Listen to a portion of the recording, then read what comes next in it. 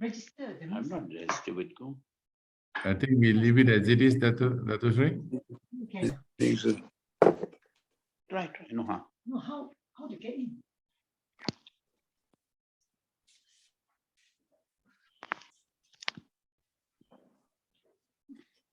Very dark, no? Yeah.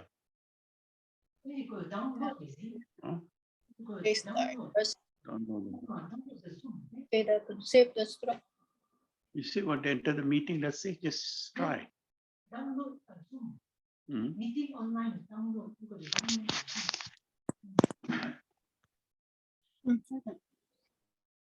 Then you go to download. Zoom download. Mhm. But we do. I don't know. You whether can join a meeting, is it? You can't join. I mean, you have to download because your laptop you already download. Okay, lah. Yeah. I'm not registered this at all.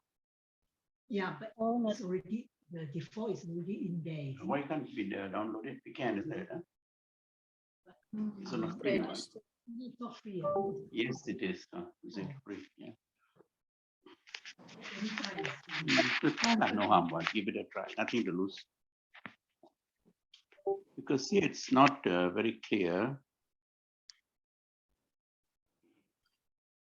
Mhm. Dato is here God also. I already put if you want. Not absorb thing, if not wet. Here is here. Try to find it. Okay, I give you the handkerchief. Look, if a beginner comes, I'll get him to. But it should be.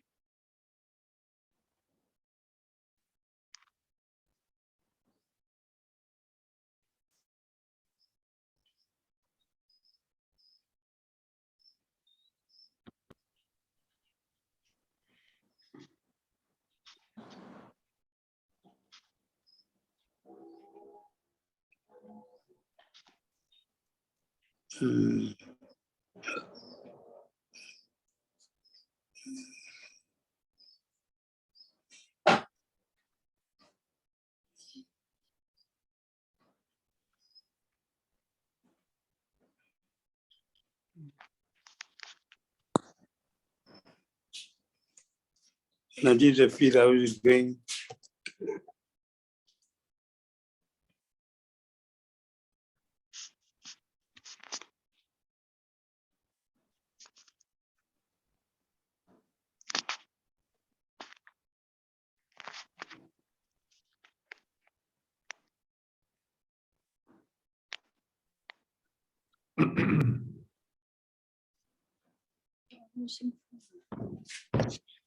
We can't hear, Michaela.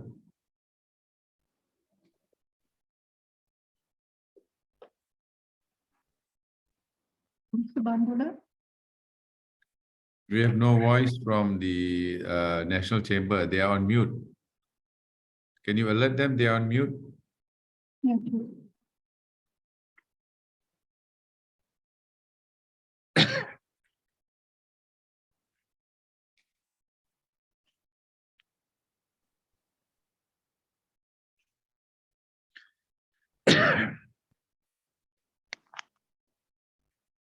I'm sorry, Dato, nothing here. I really can't find here. Sarah asked her to send it to you on email. Over to Colombo, you are all on mute.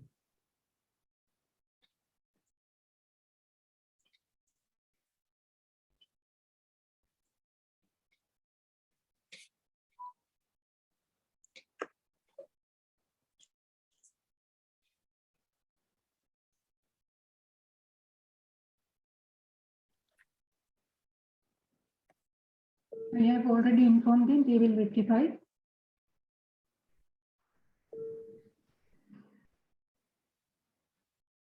Hello?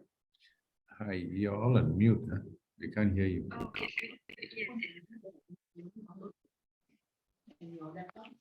Who is that?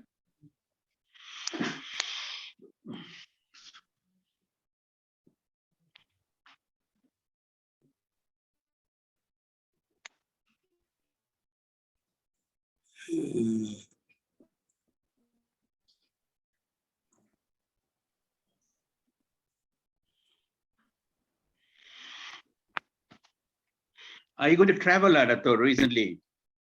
And then our traditional way of explaining this particular event, we try to collaborate as much as possible with the central community. I take time to thank Malaysia, Sri Lanka, who also will get here. Maybe moving forward, we would like to have much more collaboration. We would like to connect business people from here with the business people from Malaysia. And so we will be asking objective of this event. We need to thank Mr. Kanisa, Vice President, Malaysia, Sri Lanka, who will be speaking to you after right.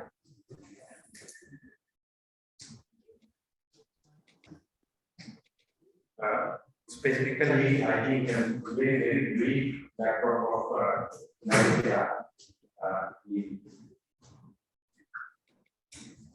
Malaysia is extremely important for Sri Lanka. So we look at the size of the economy. I believe as we speak, they have more than 400 billion per income. And if we can look at 400 billion GDP and maybe 10,000 US dollars per income, they are all up there higher middle income country. Yeah, slowly much more developed country. We know Malaysia is the industrialized market economy and third, fourth largest economy in the world by GDP. When you look at indicators, they are maybe 32nd. That's it. For Malaysia is the world 23rd largest exporter and the largest 25th largest.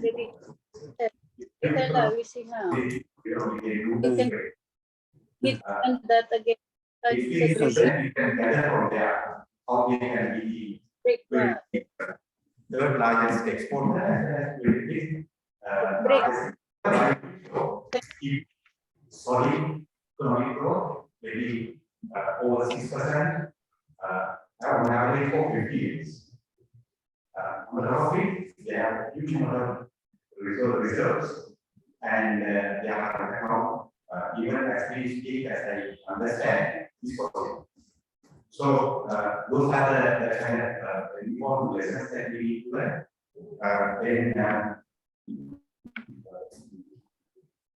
Other important one is the Malaysia experience in the international trade, facilitated by the shipping of Strait of Malacca. So we also have kind of international trade shipping route, but what they do is much more than then in 2020, Malaysia export of high-tech products of US $92 billion. High-tech. And second largest is only second as far as the high-tech products are concerned. So they are not doing only trade, import and export, but they are diversified in high-tech products. So they are high-tech products, the growth value is much higher than then on the top of it, so they have gone through this industrialization, but on the top of it, 50% of their GDP is coming from other activities coming from the West. And Malaysia is the 14th most visited country in the world. And maybe by 2019, when we by COVID, they had 26.1 million residents. So more than half population. But their population is, as I believe your Excellency, it's about 33 million population. It's not very, very high. Further, country has developed into a center of Islamic banking. And quite interestingly, when you look at this Islamic banking space, Malaysia has the highest number of female employees in that industry. So Very briefly, I have just mentioned some of the facts. Not going to take time for you to elaborate on Malaysia. You know, most of us, they have huge number of higher education institutions as well, from UK, Australia, USA, all that is what they have. You get as you grow in the knowledge base of the region as well. So, don't take that much of time. But we really need to from the way, you know, when we look at our industries here, specifically the Excellency, when you look at the labor operators, and what are managing. So there are so many other areas which are not going to the record, but as far as that's a domain of management. So we hope much more take place, as well as we would like to connect our business community for us to not only integrate and investment part of the world. Just very brief snapshot I mentioned, this type of how that is right. Still, yeah, agriculture is also doing well. On the top of it, so many other diversified industries. Not only the opportunities, there which also are tourism, finance centers, as well as the other services, specifically most important, high-tech manufacturing. So we would like to hear from you, and as well as we would really like to collaborate with Malaysia moving forward. Thank you very much.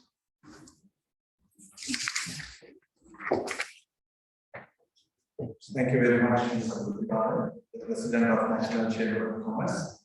Ladies and gentlemen, as per the agenda, before we move on to the keynote speech, we have two very brief speeches coming from Kuala Lumpur. We have Sri Lankan High Commissioner, His Excellency Air Chief Marshal Songle has connected online. That will ensure the connectivity of business on this end as well as on that end. And we do have Malaysia Sri Lanka Business Chamber in Kuala Lumpur also connected online. So to keep it in line with the agenda, ladies and gentlemen, I would like to invite His Excellency Chief Marshal Songle to speak towards addressing the gathering here. Thank you. Thank you. Mr. Nandika Buddhipala, President, National Chamber of Commerce, Sri Lanka. His Excellency Dato Tan Yang Thai, High Commissioner of Malaysia to Sri Lanka. Then Dato Sri Kulasegaran, Chairman, Malaysia Sri Lanka Business Council. Then Mr. V. Ganesan, Vice President, Malaysia Sri Lanka Business Chamber. Then Mr. Logaraj. Good morning to all of you in Sri Lanka and good afternoon to us who are here in Malaysia. At the outset, I thank the President, National Chamber of Commerce of Sri Lanka, Mr. Nandika Buddhipala, for organizing this timely session of Meet the Ambassador program. Next, I highly appreciate and profoundly thank His Excellency Dato Tan Yang Thai, High Commissioner of Malaysia, who is here today as the special guest speaker, and Mr. Ganesan, Vice President, Malaysia Sri Lanka Business Chamber, and Dato Sri Kulasegaran, Chairman, Malaysia Sri Lanka Business Council, and renowned member Mr. Logaraja for taking part on this in this important meeting. The valuable inputs of yours will make this meeting a highly fruitful one for all participants, and especially those who wish to explore the business opportunities with Malaysia. Coming on to the today's discussion, I like to state that Sri Lanka and Malaysia have been enjoying deep-rooted, friendly, and cordial bilateral relations over the years. Trade between the two countries has been expanding over the last few years. However, I must say that there is much room for diversification of our export basket to Malaysia. With a population of approximately 32 million, Malaysia is one of the leading market economies in the Southeast Asia.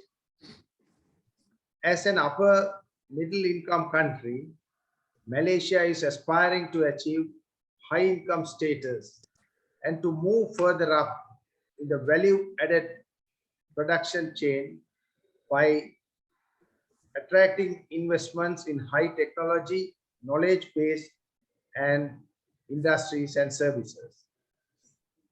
Malaysia is an open and dynamic economy which heavily relies on trade.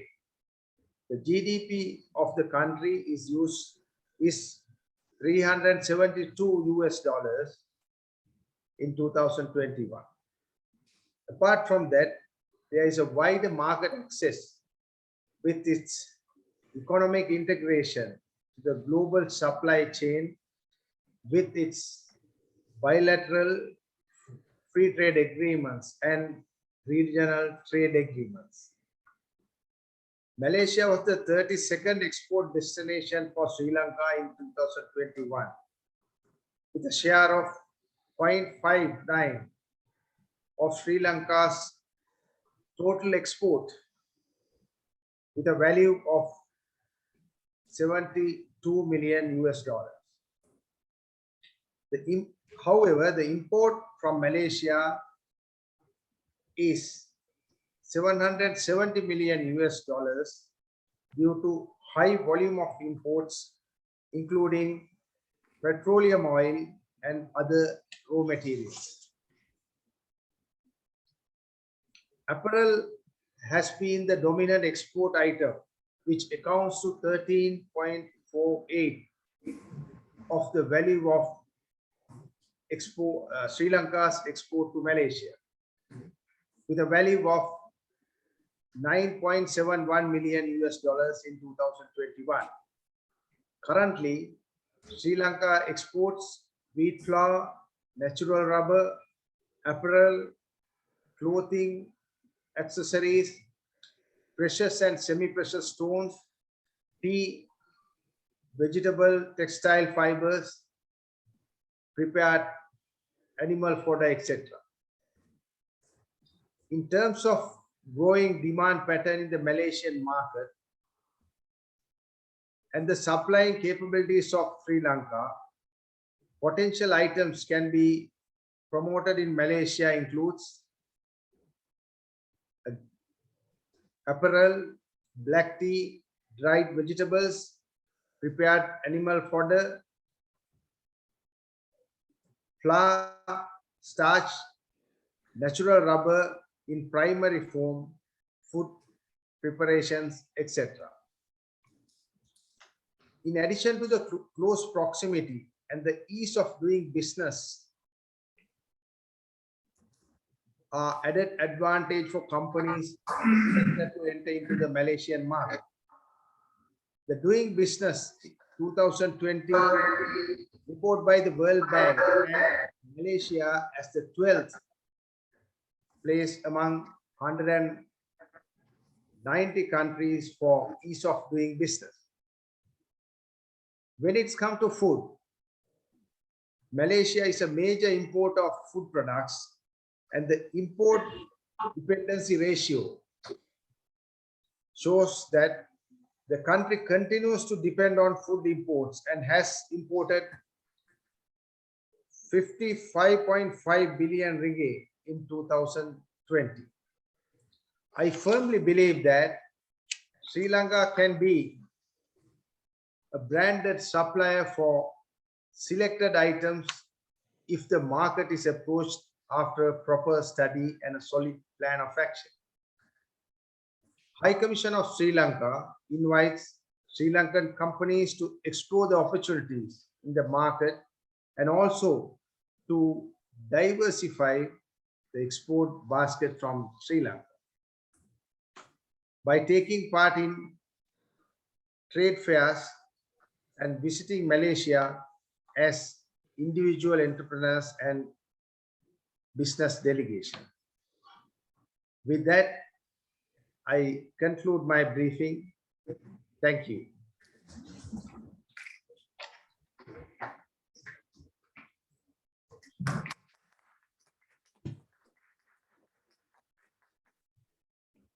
Thank you very much, Your Excellency, Air Chief Master Marshal, the Sri Lankan High Commissioner in Malaysia, for adding your valuable thoughts to this great event. As per the agenda, ladies and gentlemen, I would like to invite Mr. V. Ganesan, Vice President, Malaysia Sri Lanka Business Chamber in Kuala Lumpur, to address the gathering briefly.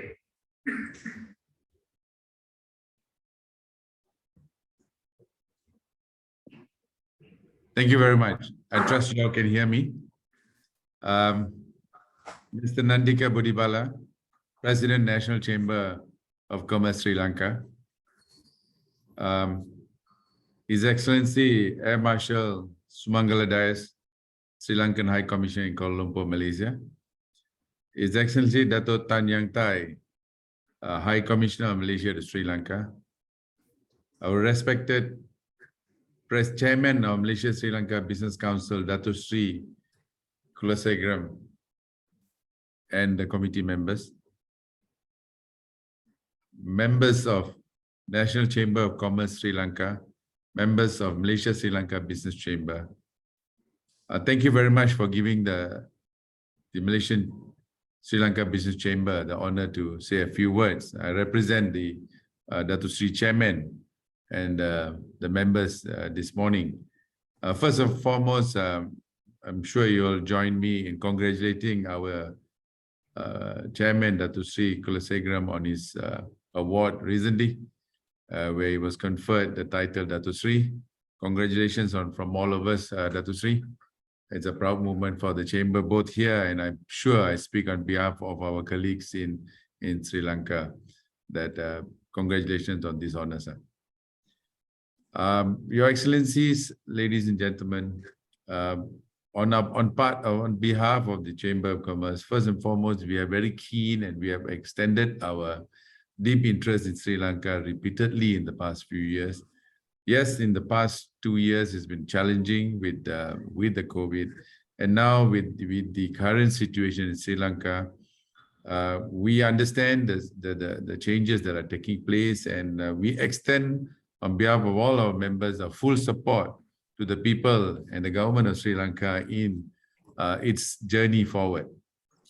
We have been, and thank you very much, Your Excellency, His Excellency Air Chief Marshal Sumangala, who has been working very closely with us to come up with some plans to see how we can help and move the trade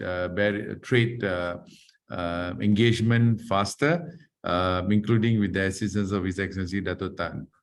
Now, the key thing that we are looking at is possibility of us is to immediately provide support for the joint efforts to bring across talents, not labor. We're looking for talent, key talent. And we have discussed this with His Excellency, and we've put forward a plan, and we hope that this plan can be brought forward. Now, that's number one. Number two, on behalf of the businesses here, let us reiterate, in January 2020, we made a visit, the commission, led by Dato Sri Kula. We made a visit just before the break of COVID to Sri Lanka and met a lot of businessmen, and we had expressed a lot of interest. The interest included in many projects.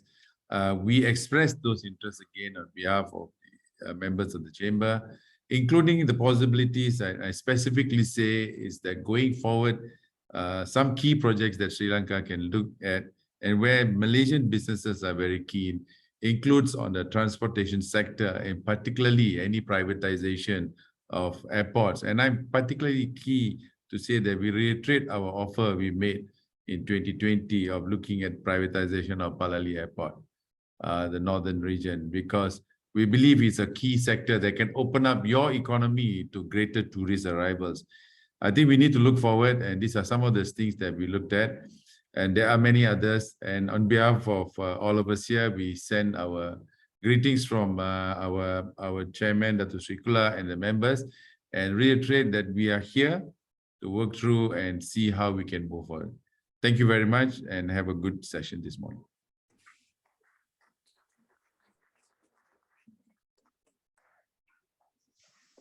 Thank you very much, Mr. V. Carnison, Vice President of Malaysia Sri Lanka National Chamber in Kuala Lumpur. Ladies and gentlemen, with those two speeches, let me introduce you formally our keynote speaker today. Ambassador Tan Yang Thai is currently the High Commissioner of Malaysia in Sri Lanka and Maldives. He presented his credentials to President Mahathir Sirisena on 6 September 2018, and the President resigned on 10 February 2019.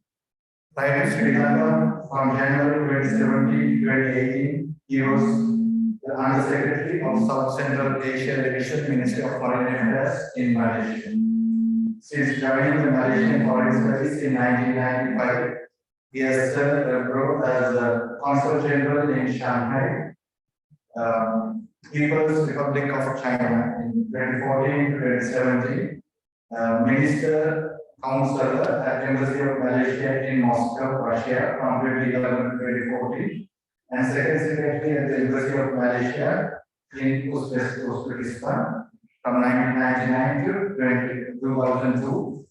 At the Ministry of Foreign Affairs, Malaysia, Ambassador Tan Yang Thai has held positions in various capacities under the Department of Bilateral Affairs, Department of Management Services, and ASEAN National Secretary. He holds a Bachelor of Arts honors degree from University of Kiel, United Kingdom, and Masters in International Relations from Waseda University, Japan. Your Excellency, gathering is ready to be appropriate.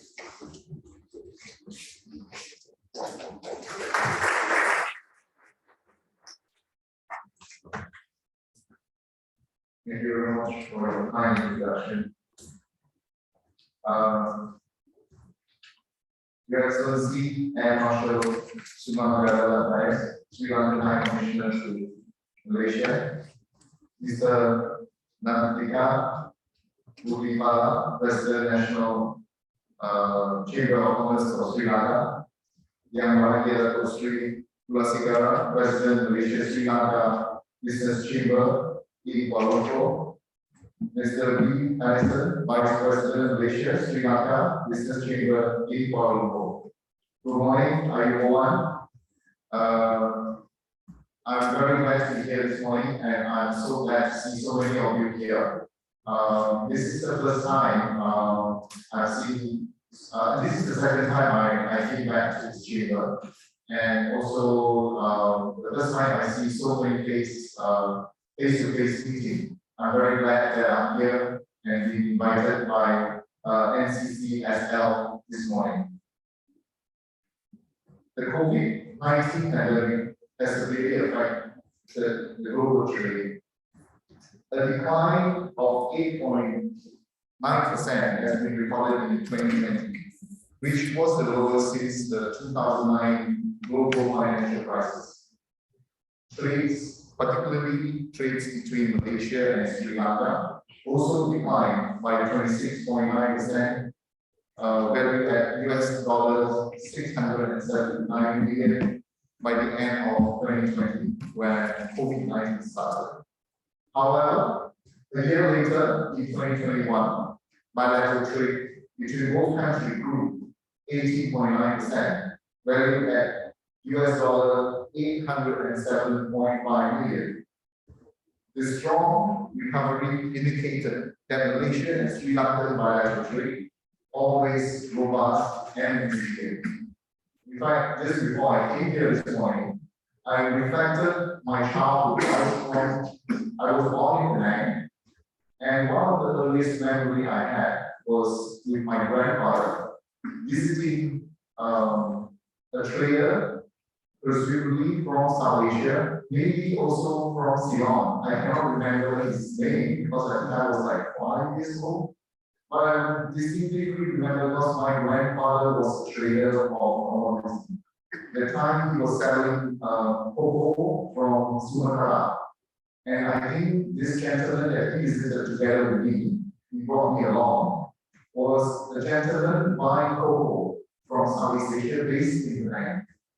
So what I want to say here is that Sri Lanka, Malaysia, or rather Colombo, Penang, Georgetown, has been in a very close kind of connections for generations. In fact, it goes back into history. I think Georgetown became the colony of the British in 1776, around the same time that Sri Lanka became a colony of the British. Maybe more or less the time. And it has been the route between connecting Europe, Southeast Asia, and of course Australia. So these are the routes that have been traditionally very robust, and trade and people-to-people interaction has been very, very much in the process. So sorry that this morning I just happens to reminisce on the past. But let's get back to what we are here today. So Malaysia is your trading partner. We just wanted to show you a few slides. This Malaysia, as you can see, is situated in the center of the Southeast Asia. We are ASEAN and member state. Population, the whole of ASEAN is 655 million people. The fourth largest trading exporting region in the world, with the GDP together of 3.116 billion.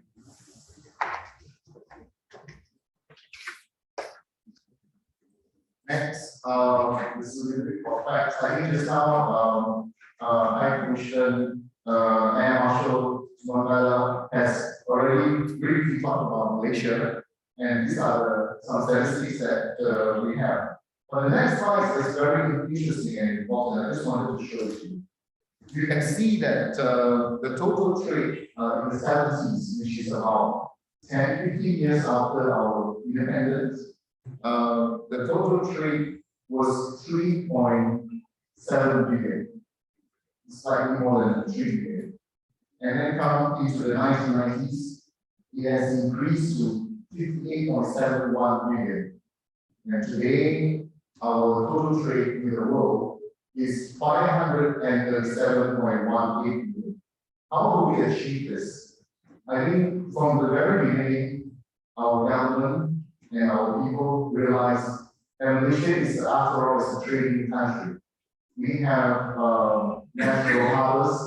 We are situated in the middle of Southeast Asia, where the most important trade route in the world, the Straits of Malacca, is just by our side. And most of the ships and traders who wants to trade with China, East Asia, Australia, has to somehow come through our place. And this we captured, we have utilized this and make sure that we are benefited from this. Hence, you see, today we have 537 billion of total trade in the world. Next, we show you the trade performance in 2021, and we have achieved trade surpluses even in the pandemic. I think we are pretty resilient, and also because we are commodity-based economy, we export oil palm, we also export rubber, manufacturing as well as commodity export goes hand in hand.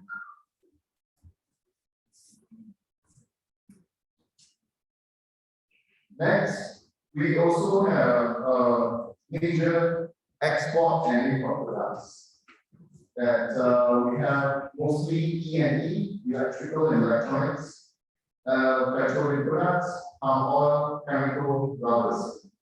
And the imports as well, E&E products, chemical products, petroleum, machinery, manufacturers, and metal.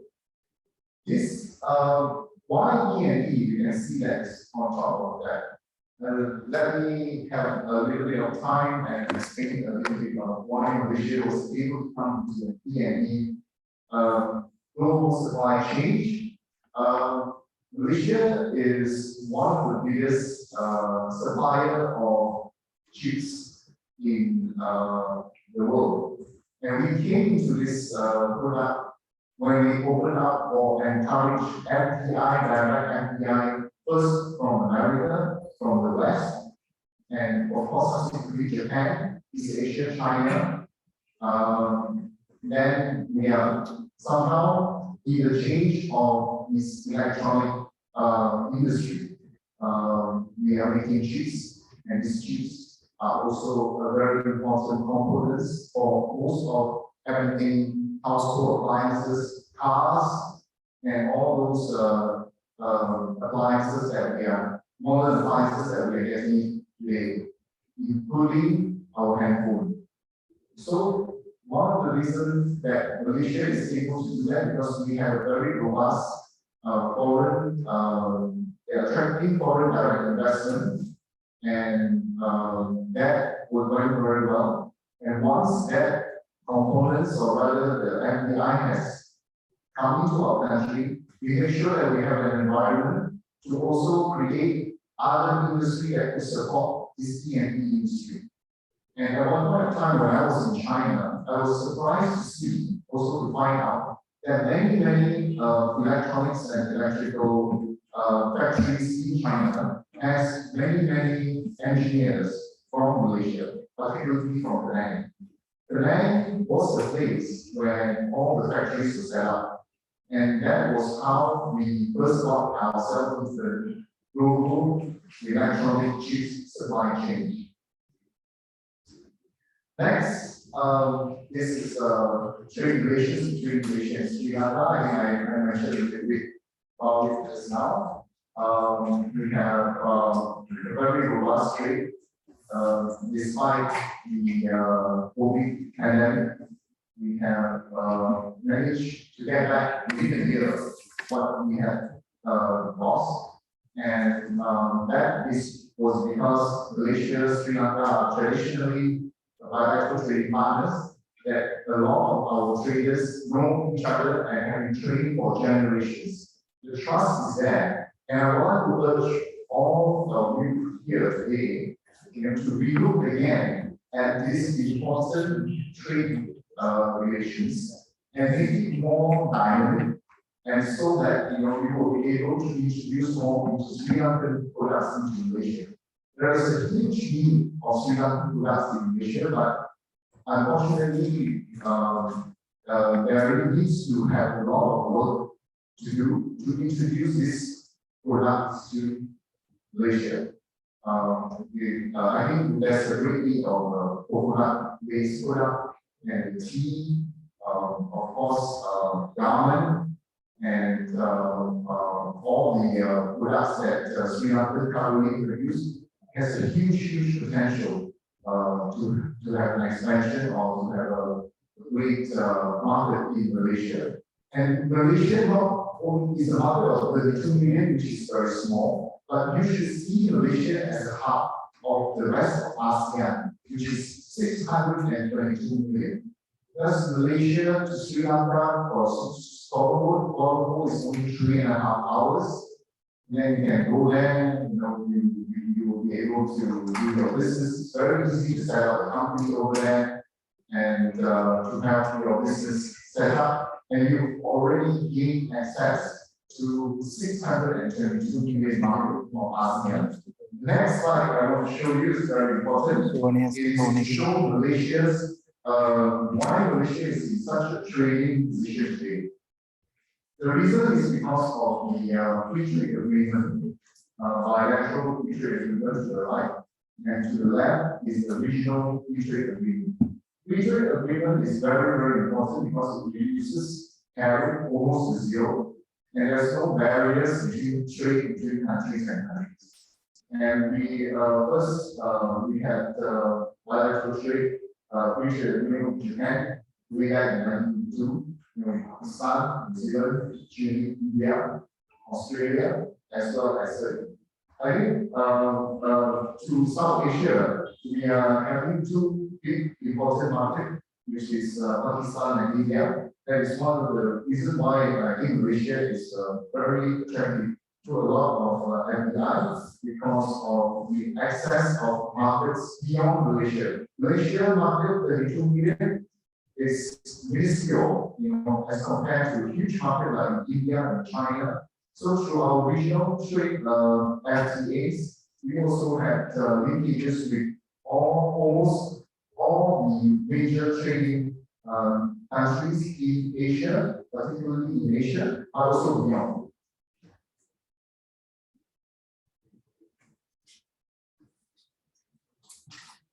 Next, I would like to play you a little bit of video. I don't know how to do this. Can I?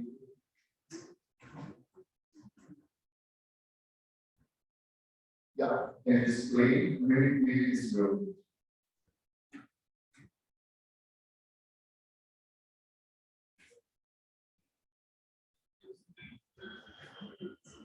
It has a kind of a snapshot of what is going on during trade in Malaysia. Can you increase the volume?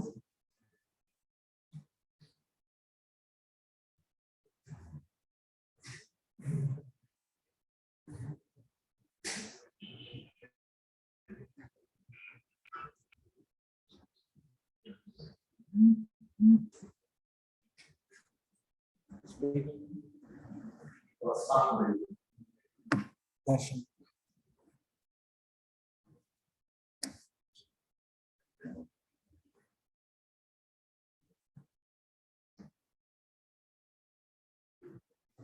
I actually saw this video yesterday. I was really impressed with it. It's really about 2 to 3 minutes. Not to give you a picture of what's going on. It's okay.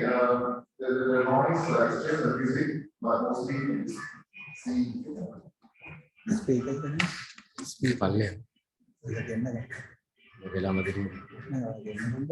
We have car manufacturing.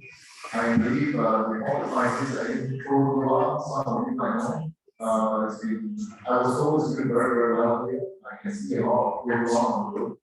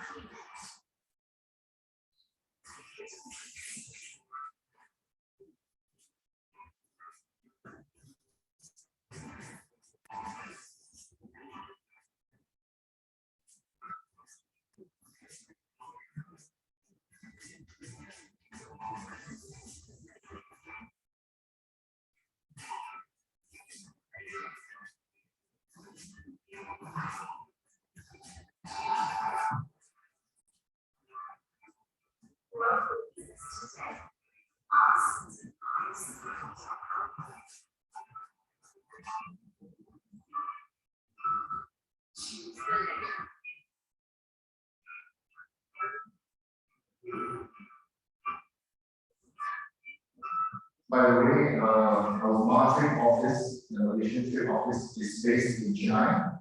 Unfortunately, the new officer just arrived. Couldn't make it to Sri Lanka anymore. In fact, I asked him to come, but I haven't really his job. Right. So next. Sorry, these are the two gentlemen. To the left is the Trade Commissioner, one Ahmad Ramizi, one Chris, and the marketing officer, the Rahman Aaron. And I'm not so sure whether you can capture their address, but you know, if you can get their address a little bit later, you can contact our High Commissioner. Anything regarding trade issues with Malaysia or opportunities and all, these are the gentlemen to contact. And we actually come to Sri Lanka from time to time. Last time we came was last year.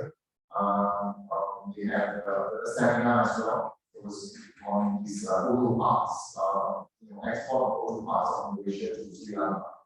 And we had a seminar and a webinar, hybrid kind of seminar, and it was a very successful event. Right. And just now, we also saw that there was a lot of exhibition type of business opportunity of people are doing and going to an exhibition and connect with business people. I have to tell you that now, which is we open up this COVID-19 lockdown for the past 2.5 years. Recently, there is a very important very important expo. It's called the Maha Expo, Malaysia's leading agricultural exhibition. Maha stands for Malaysia Agricultural, Horticultures and Agro-Tourism. And the exhibition lasted about 10 days. We attracted 1.4 million visitors. It's really impressive. After a hiatus of at least 3 years, we didn't have such an exhibition. And I was also made to understand that quite a number of Sri Lankan agricultural-based company visited this exhibition. And I hope that they are successful and they will be able to export more Sri Lankan agricultural products to Malaysia through the expos and the exhibitions that they participated in Malaysia. Next.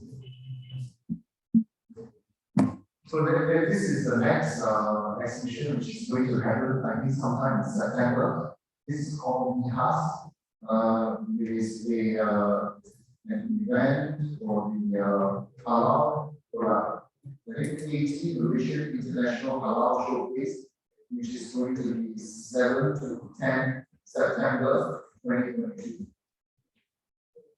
Yeah, this is the one. And to diversify halal possibilities and all. I think Sri Lanka is a very interesting place to strategically located because you are halfway to the Middle East, where this halal product is very much in demand and also very much 3.5 hours or so to South Asia, where there's a huge Muslim population as well. So I think halal products from Sri Lanka will have a naturally huge potential to export. Even to the northern India, and India also has a huge Muslim population there as well.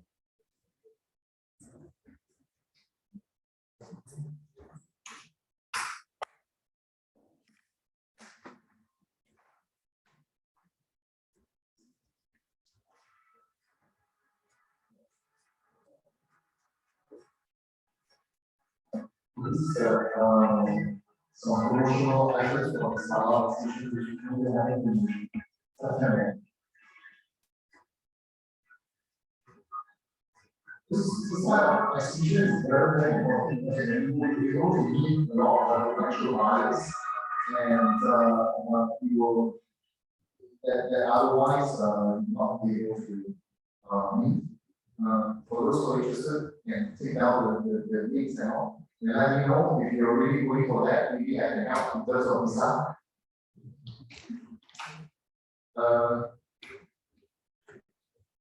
Okay, I think we are coming to the end of our presentation. We have Archery and that also has presentation. If you have any question, let's contact Marjorie, and also you can contact us as well. So I would like to talk a little bit more regarding some Malaysian investment to this country, but I think I will leave it to the Q&A so that I'm happy to answer any of the questions. And thank you very much for your attention this morning.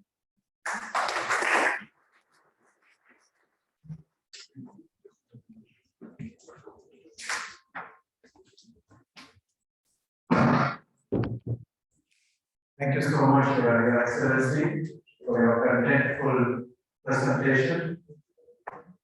And we will continue to share the information that you share with us with the business community. And actually, next intention, as the advice of my president and the senior president, is to go in for the B2B event, possibly online. And countries are so close by, maybe we can make physical visits also. Yes. So that is the intention. Before we move on to question and answer session, we would like to exchange or rather present some token of appreciation to Your Excellency. I would like to invite my president, Mr. Nato, and senior deputy president of the National Chamber, Mr. Deepak, to present some token of appreciation to His Excellency and the High Commissioner.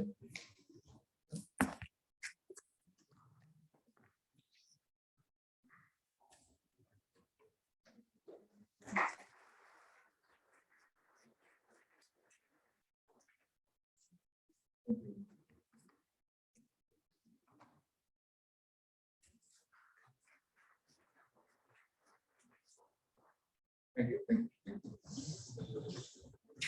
Thank you very much. And we would like to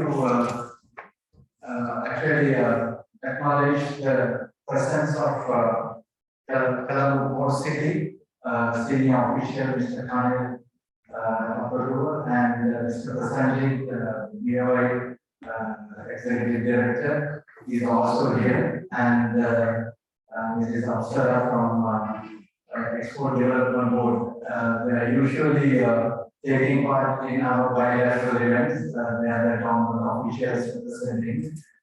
Thank you very much for your kind presence. And we would like to open the floor for question and answers. If you raise your hand, you will get your FM communication device so that you can raise your question. Please identify yourself very briefly, and maybe point can be raised after that.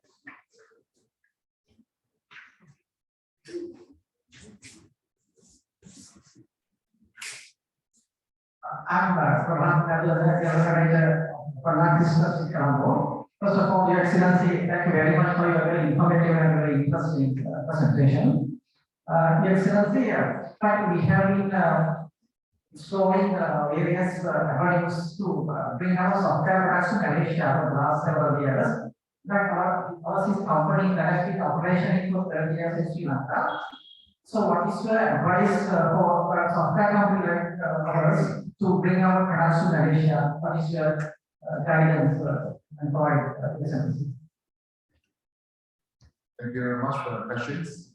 I think the most important thing is that you have to get familiar with our various exhibitions that is being held in Malaysia, especially particularly right now, because there's a hiatus for about 2 to 3 years. So people are now very enthusiastic on participating in the exhibition and also looking for new markets and also for new products. I didn't touch on something else which is very, very important, and especially after the COVID-19 pandemic, which is digital trading, digitalizations of trading, buying online, and these are the places that if you will be able to get to, then you actually tap into a huge market virtually, and you can sell your products and I think one of the experience I had when I was in Shanghai was I saw how Malaysian companies put up exponentially increase because through the trade, online trade. Online trading platform has break down so many barriers that you do not need to physically be there, but your product can be there. And this is a great way to access millions of markets. And I think Sri Lankan product is not well known in Southeast Asia. And but this is an opportunity for you to, as I say, traditionally join some exhibitions and to introduce product, but also explore through digitalization process, how to sell your product through a few digital platforms. In Malaysia, then something like Lazada, and then there was this Soap Shopee, this kind of platform. In China would be Alibaba, Tencent, things like that. So these are the places, or rather the 21st century marketplace. Before, our marketplace was just in a market physical and things like that, but now it's digital. And you could send all kinds of products, and people can review it, use it, they love it, they'll come back again and again. And this digitalization of trade cannot be ignored and should be taken advantage by Sri Lankan traders. Thank you. Thank you. I think from bilateral trade, Malaysia, we have correct information regarding. Yeah. Just now the Matrix platform that is showing in the slides presentation. The information can be obtained there, and also you can go to the website to get all the exhibitions that is happening in Malaysia. Thank you very much. Good morning, Your Excellency. I'm the ADC from Eurasia. I have my PR in Malaysia, and I have led about 2-3 delegations to Malaysia to set up some business investment opportunities. In fact, last month we were in MIDA, a very helpful organization, giving us a lot of information about how to set up an organization. Unfortunately, my investors find it difficult to travel as and when they born due to your online visa system. Prior to this code, we really of obtaining multiple visa valid for 1 year. This is what I got from the embassy long time back. And then thereafter, I went for my PR at the second home. And since I have a partnership company in Malaysia myself, so I've been inviting some entrepreneurs from Sri Lanka, and they're very much interested in setting up in Malaysia. But they find it difficult to travel as and when they want. In fact, I have 2 investors with me who have come to this meeting today to discuss as to how we could travel as and when is required, because we have business here and we have business in Malaysia. For me, it's no problem. I have my passport visa. But for the others, when I'm there, and when I want them to come, they have to wait. And when they don't get their visas, I cannot be making time. So it was the opportunity. Thank you very much for your question. In fact, I'm just about to open the Malaysian Visa Center this afternoon. Your question is very timely because we are now opening our Visa Center in Sri Lanka. And because of the COVID situation, in 2019, I can recall that we issued almost 600,000 visas that year. But come to 2021, when the height of the COVID-19 pandemic, the visa issuance dropped tremendously because both countries were closed to 660, from 60,000 to 600. So as a result, our we have no use for our visa center. That's why the previous visa center, so it was closed. But today, we can see that the trend is coming up, and we are very bullish that more and more people will be traveling So we are again opening the visa center, and we will, we'll give us time, but I think the process will become much easier, and it will be easier for people to travel.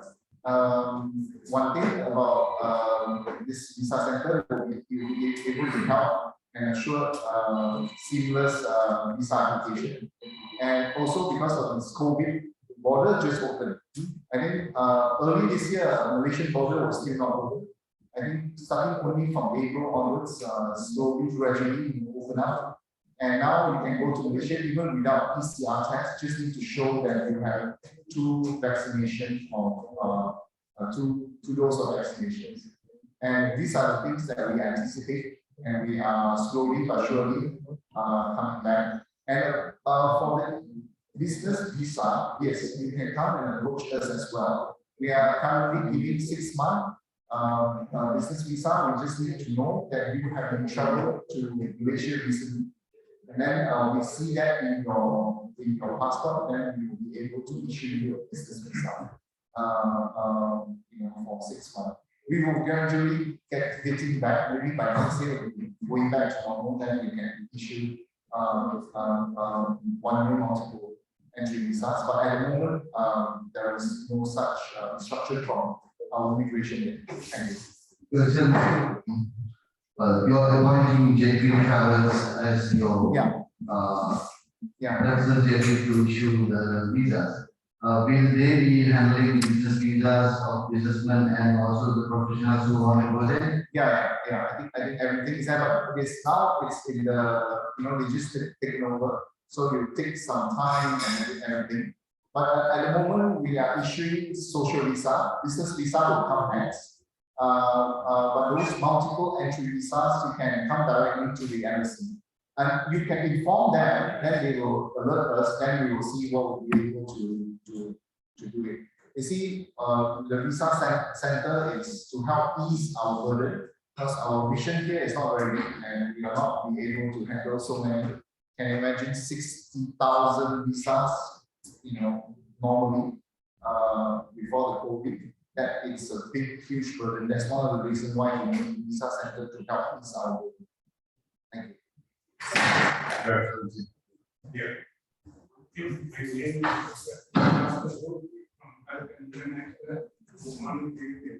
Good morning.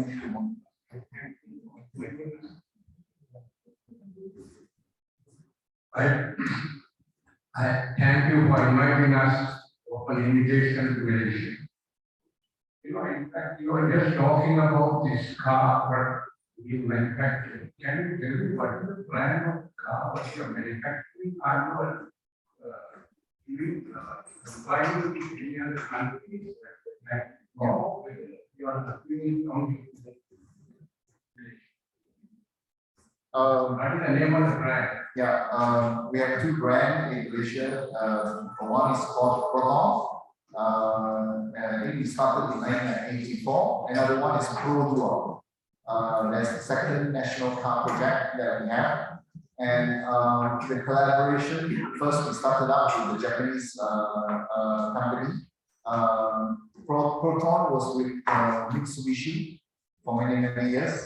And later, about 5-6 years ago, we started out collaboration with GD China. Pro is with Toyota Daihatsu. Has been since I think late 1990s. Pro has been with the Japanese manufacturing and using its name Pro. And Pro, in fact, is one of the most, I would say, just before COVID, before the ban on import of new car, was one of the popular brand in Sri Lanka. Okay. By the way, I come to the second question is about German grilled. How is the German grilled market now in Malaysia? Well, I think somebody just mentioned that we have 26 million visitors to our country. Tourism is coming back just before the COVID. and tourists always look for something extraordinary and the celebration and all. It's a huge market over there for the tourists as well as for Malaysians as well.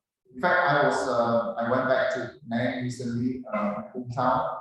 I visited a jam store, jewelry store. It was run by a Sri Lankan in Penang, and they have all types of stones and all, and business are doing okay, not bad. Actually, I was to open up a show at Sultan of Johor Bahru. It was Highness Iskandar. So I wanted to organize a thing, but in the meantime, he became a king of Malaysia. So there was no time. But only thing I need your full support to have a Sri Lankan show in Malaysia with all the Sri Lankan products. Yes, definitely. Thank you. Thank you. This overall integration. Now, what is the US integration with Malaysia? Integration? Yes, economic integration. Well, the US, we were supposed to sign this regional cooperation FTA. I cannot recall the exact names, but in the last minute, the US pulled out. So today, we do not have any formal FTA relations with the US, except that we are in APAC, Asia Pacific Economic Forum, where the leaders every year will be discussing about trade in the Asian Pacific region. But can I add on something about US presence in Malaysia? They were the first foreign direct investment, FDI, that started investing in the chip making factories, which is the E&E that I talked about just now. Companies like Hewlett Packard, Texas Instrument, Western Digital, they all have factories, huge factories in Malaysia, making chips. And that is one of the reasons why we will be able to be in the global supply chain of this chip that is ongoing. And during the COVID pandemic, what happened was this chip industries was disrupted because of strict COVID pandemic lockdown, that the chip couldn't be made because of the lockdown. And what happened was we found out that because of Malaysian couldn't make the chips, the world car production also gone down, because the chips that Malaysia produces is very essential for cars. And a lot of things we found out actually during the pandemic, that how important this country is and that country is to the international or the global supply of chips. So this is the thing that Malaysia is how it links to the international supply chain. We spoke about 26.1 million tourists visiting Malaysia. What are you doing right? You should be doing wrong. Oh, no. You're not doing wrong. You have a lot of visitors too. I think I have to qualify something, this 26.4 million. I think a lot of them coming repeated visitors from Singapore, because we have a land kind of a bridge. We have one bridge and one causeway linking to Singapore. And Singapore now, currency is 3 times as high as Malaysia. So, $1 Singapore dollars, you can go to Malaysia and it's worth 3 billion. And of course, all Singaporeans would like to come and do some shopping and all. So in no time at all, the causeway and the second bridge, the link between Singapore and Malaysia, has become one of the busiest in the world again. Before the COVID lockdown, daily commute between the two countries, 400,000 people through and through. And these are the linkages that we have between Malaysia and Singapore. Other than that, actually, we have this ASEAN free visa region. So all the countries who are in ASEAN can travel to each other's country without visa for at least 2 weeks. So we are receiving a lot of tourists also from non-traditional, I mean, they don't come to Malaysia before, but now we do from Thailand, Indonesia, Philippines, and Vietnamese. They are coming in a big number because of they are now economically they're coming up, and get people want to travel. And Malaysia, Singapore, Thailand is a very famous 3 countries that people like to travel. So they usually have a traveling package: Malaysia, Singapore, Thailand. So once you go on a journey, you can go 3 countries. I think, I would like to propose this afternoon, of course, maybe another function with the jet we, but why not Malaysia, Singapore, Sri Lanka? Sri Lanka could come instead of Thailand, Malaysia, or maybe Sri Lanka, Malaysia. Whoever comes to Sri Lanka can extend their travel to Malaysia, and then whoever coming from outside can also extend. They can come over 1 or 2 countries, Southeast Asia, and come to Sri Lanka. I think there will be a great attraction, and also you can increase the number of tourists in Sri Lanka. One more question, if I may. You are also drinking tea. Yes. Any idea that you can increase your consumption of tea? Yes. The reason I ask you because is reportedly the UK drinks something like 2 billion cups of tea per year. Okay, that's fair. Well, actually, I grew up with Ceylon tea. Ceylon tea is the most famous tea in Malaysia until today. But over the years, people drink a lot of tea. And but in Malaysia, we have this people like to drink milk tea. It's called the teh tarik. And then this milk tea, I think, is a strong tea with condensed milk and things like that. So Malaysians' tea drinking habit changed a little bit. The Ceylon tea also is expensive for Malaysian standard. That is one of the reasons why I think tea, but the tea import into Malaysia from Sri Lanka is increasing. So the tea drinking population is still there, definitely. And I would like to also suggest maybe Sri Lankan. I think Dilmah has a very good brand, and also a very good concept of their Dilmah Tea Lounge. I don't see any Dilmah Tea Lounge outside of Sri Lanka. They should start that in places like Malaysia. We are very familiar with the Ceylon tea and things like that. In fact, I think just a few years ago, about 10, 15 years ago, there was a company in Singapore. Did this, I can't remember the name, but they had a brand.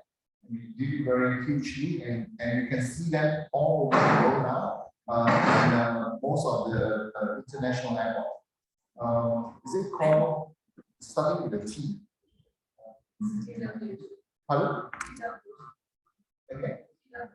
TWG, that's right. So Singapore, which is not a tea producing country, just have that brand, and then the brand went global. And even in London, Paris, you can see TWG. But I can't see Dilmah Lounge outside of Sri Lanka. Maybe they have, but maybe in Australia. I think Dilmah is very famous in Australia. Thank you. Your Excellency, Ambassador, and Mr. Deepak and Mr. Nandika, and also the host. Thank you for organizing such a great event. I'll explore the agro farming products is good.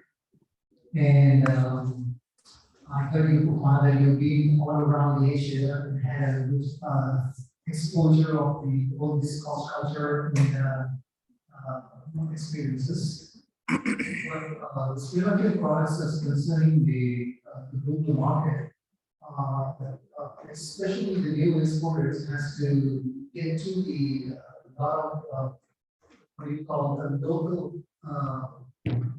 market requirements. It has to be informed of it because we don't have that sort of. We can anticipate in a way to that what do you call the ethnicity and the labeling, branding, and that sort of impression. There should be some sort of organizations that will regulate those consumer activities as well. So as Sri Lanka, that we are just 3.5 hours away, so very close. And there are so many Malaysians in Sri Lanka as well, like all of the guys as well. So if you help those exporters to come up with their brand sampling, okay, pre-approval sort of thing for their brands. If you open your doors, your embassy, out of your commercial office, to give them with sort of advice, wordings, and their guideline and your consumer authority regulations, working with the chamber, that would be helping us and folks like us. And whether you're having that sort of a plan or whether you are going to direct us some other organizations to get those services. Actually, Malaysia Sri Lanka Business Chamber in Kuala Lumpur has been a bridge for Sri Lankan businesses who wanted to explore opportunities in Malaysia. I think myself personally, I at least one or two company I introduced them through the chamber, and they are doing it on their own to explore the possibility of collaborations and also businesses in Malaysia. I think yes, it is not easy to start from scratch, but as I said, if you wanted to get yourself familiar with Malaysia, first you need to familiar yourself with the market, participate in the exhibitions that in your industries there in Malaysia, and then after that see the opportunity over there. Who knows, you might be able to meet a partner there, and also visit Kuala Lumpur, Sri Lankan Malaysia Business Chamber. And then when the business chamber come over here, usually they come and have a very good interaction with their members. I think they came in January 2020. I think they are ready for another trip coming here.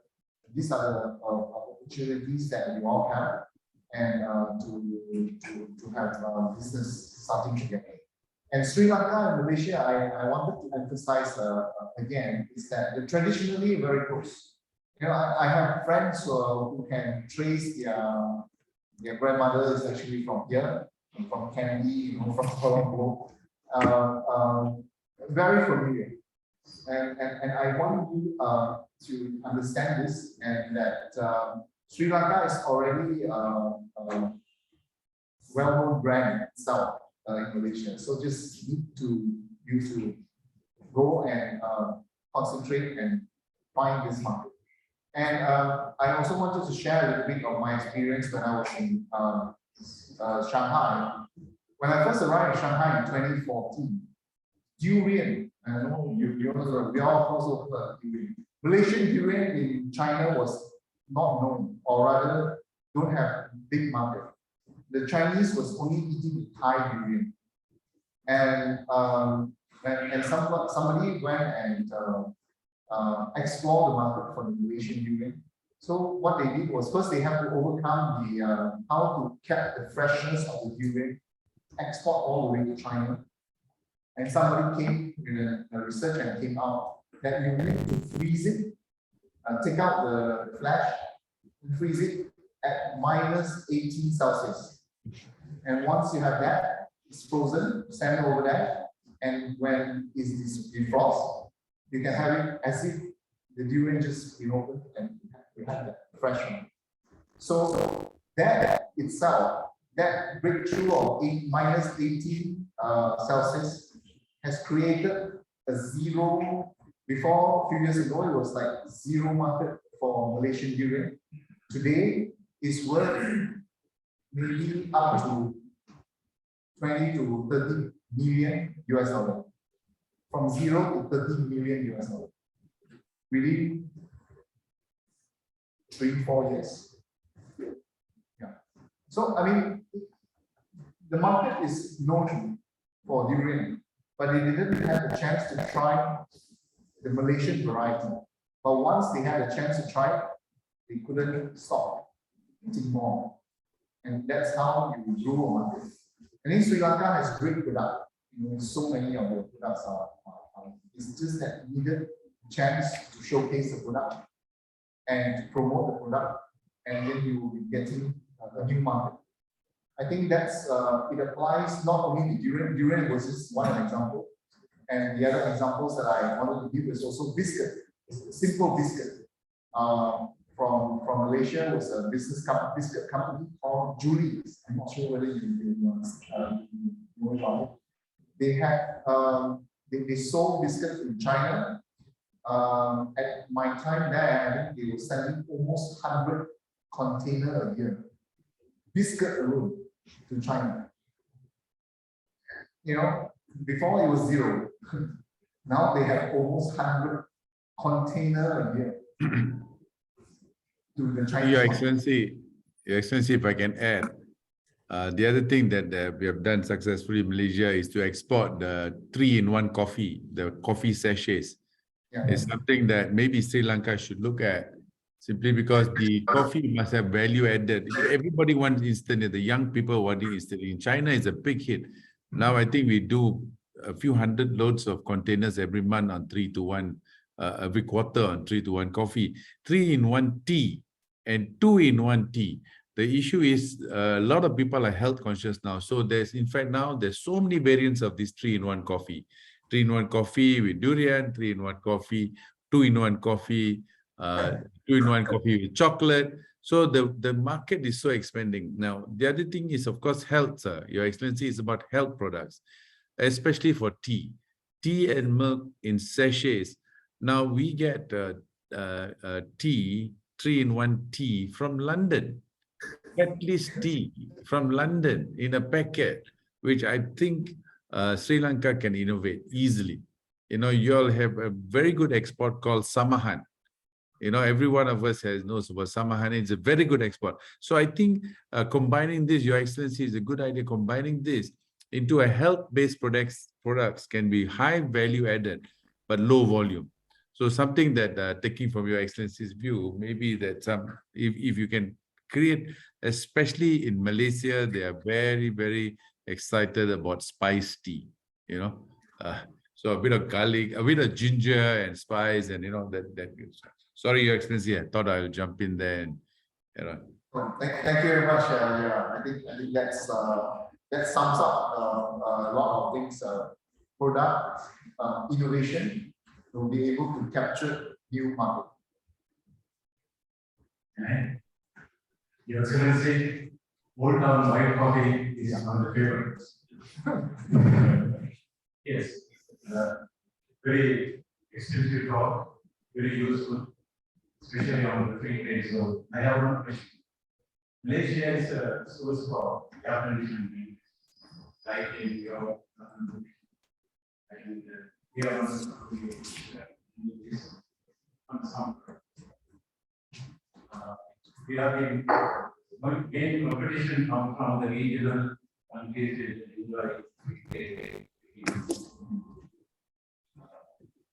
Thus, Malaysia has a future plan. We can able to say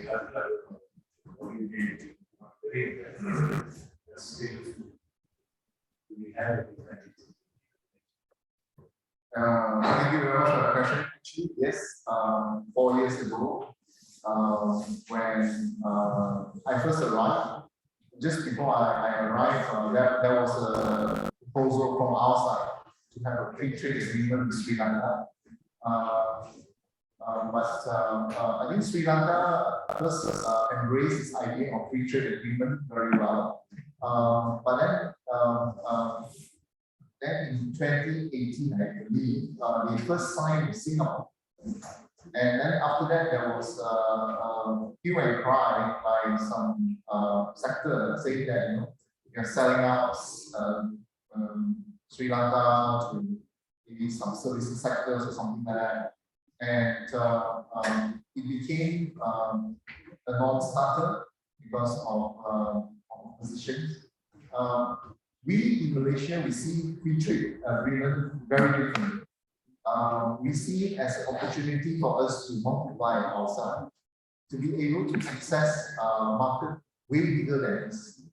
And but we also at the same time need to open up for the other markets to come in. So it's give and take, and we have to internally we have to agree on ourselves that this is good for the country, and that is one of the reasons why we do that. With India, we did it in 2009. I still remember the first time we negotiated the free trade agreement. I was then a junior officer in the Ministry of Foreign Affairs, and my division was actually the one who facilitated the start of the talk with India. And first, we were not very confident that we would be able to get this deal done, but I think we got it done within 2 years, within 3 years, about 3 years. It was very fast, and it was very beneficial. Before the free trade agreement between Malaysia and India, our trade was roughly the size of Sri Lanka, of 800 million. Now we are almost reaching 50 billion US dollars. It went multiplied fold. And we are importing a lot of agricultural products from India, and we export also a lot of palm oil to India. And so the trade is tremendous, and we benefited, both countries benefited, so it was a win-win situation. Never looked back since 2011. Thank you. Your Excellency, I actually represent the travel industry. I'm from Indian Space Travels. Just want to know, as it is pre-COVID, there was a lot of tourism from Sri Lanka to Malaysia. And in return, I would like you also, the investor over there, also to promote the Malaysian and also to visit Sri Lanka, because it's a win-win situation for both parties with the current situation of the country looking at. And there will be another question from me. With the tourism booming in your country, 26 million, we actually, a lot of Sri Lanka, at the moment, our tourism is big down. And where the job opportunities, where the hospitality is concerned, because we have one of the best hotel schools in the Asia. So if there is any opportunity for Sri Lankans to go over there to see the job opportunity, it will be something great. Then the next question is that what I need to ask from you is there are trade exhibitions you are having. You have a business council in Sri Lanka. If through the business council, if you can educate the travel companies, there's an exhibition is going to be held 3 months before. The travel companies can contact their business community and to promote your product. Then, just the last question is from me. How good you are with the power and energy, the solar power, which is a crisis moment at the moment with the 75% increase in the power and energy. So, if you could see some kind of investment here and do something for Sri Lanka, I appreciate it. Thank you. Thank you very much for the comprehensive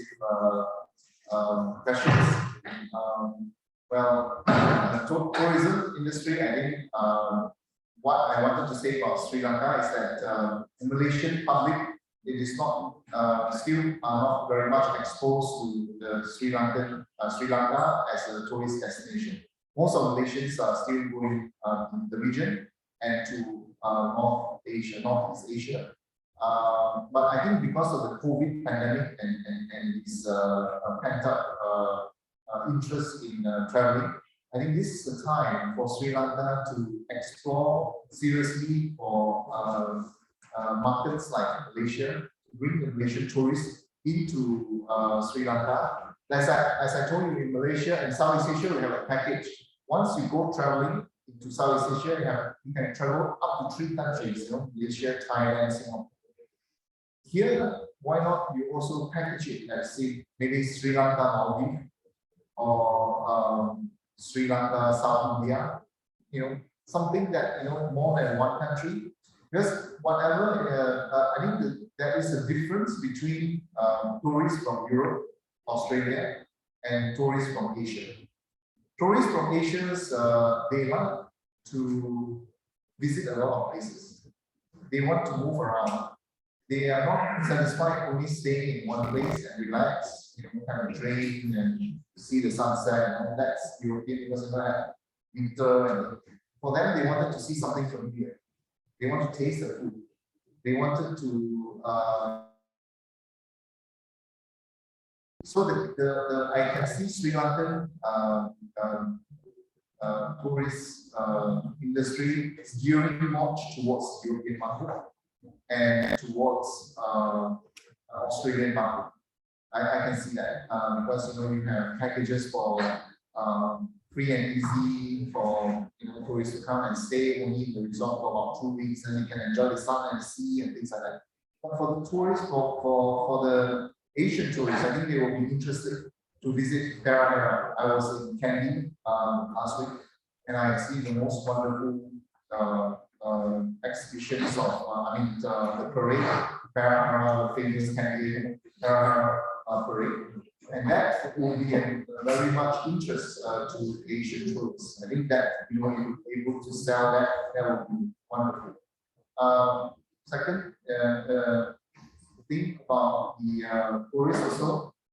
Malaysian market, we have a few big exhibitions or tourism exhibition. I think usually your embassy in Kuala Lumpur will be able to participate. And they usually have the agencies to participate together with their local partners to have packages for Sri Lanka. But I just wanted to touch here, Sri Lankan packages in the future will be good together with other countries as well. Kind of a South Asia tour, maybe 1 week or a little bit longer, and then they will be able to go to the other different countries as well. And the other thing that I think the other thing problem with the Malaysian doesn't really come to Sri Lanka is because of visa, because we need visa to come to Sri Lanka. And Malaysian passport holder usually we like to go to places without having to have a visa. Northeast Asia, I think, except for China, all the other countries they do not require visa for Malaysian passport. The third question you are saying about is solar panels. Malaysia is one of the largest country using solar panels. We have been supplying to the world. We are also doing a lot of solar energy and things like that. And yes, I think there were a few companies were interested in looking at Sri Lanka as a potential base for solar energy. And I think there were some inquiries just before the COVID. But I'm sure they will be coming back because since Sri Lanka now is coming back to normal. And yes, I think there will be definitely interest from our side to explore how to be able to increase the energy of Sri Lanka. There are companies who are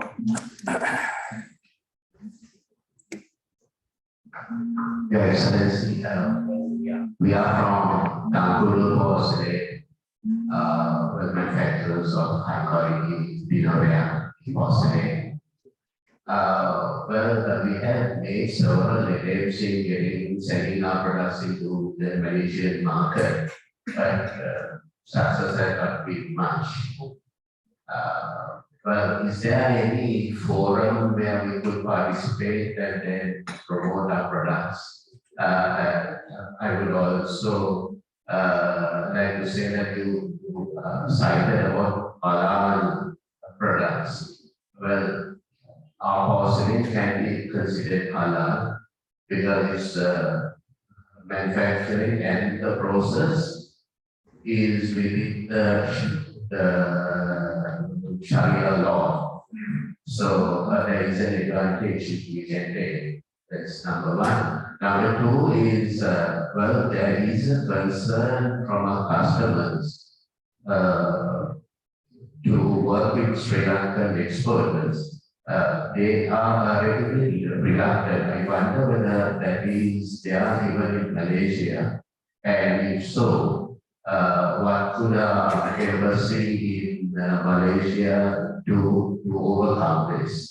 Even while sitting now, we get a mail from one of our Australian customers citing this concern. I will pose this question to His Excellency the President of Sri Lanka in Malaysia, Air Vice Marshal Dias as well. Maybe, Excellency, you'd like to answer this question? Yeah, can you repeat the question again? To find possible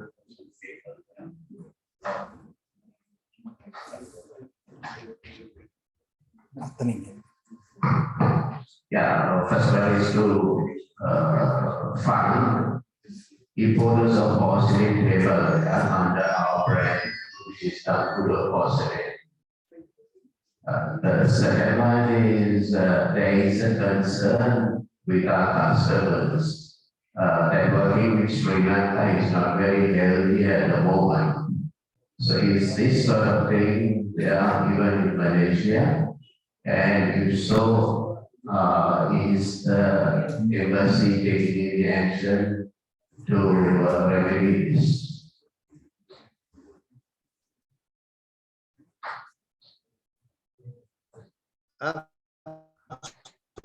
Sorry about not being able to. You want to know about the promotion of your product, which is related to porcelain. Am I correct? Yes, we know that there are a few couple of manufacturers in Malaysia and in Asia, but I think their capacity is not enough to cater to that market. Probably there are some imports from elsewhere. But Sri Lanka porcelain is not available in Malaysia much.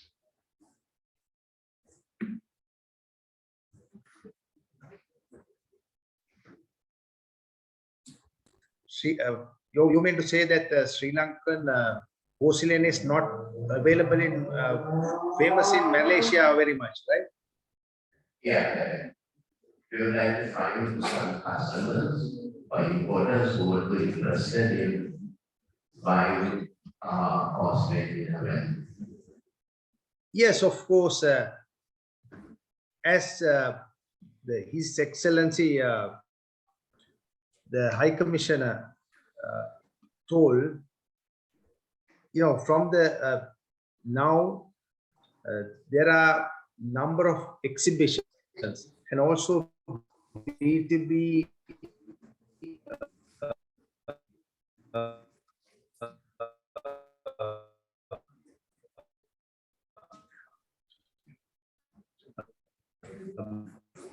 matchings going on in more than 4 big exhibitions in various fields, be it architecture, be it food and agriculture, be it in other commodities. So we have been informing all of this so far to the Export Development Board with their details and the details and the conditions on participating in those exhibitions. Apart from that, I think for the last 2 exhibitions, we have been able to secure kind of free booths for the use of Sri Lankan exporters. Same thing had been informed, and actually the last one, which was the agro commodity exhibition, they were generous enough to provide even the hotel facilities and the transportation to the site, and also a booth. So it was only one participant who took part. It was a matter of buying a ticket and coming here, but that was the participation.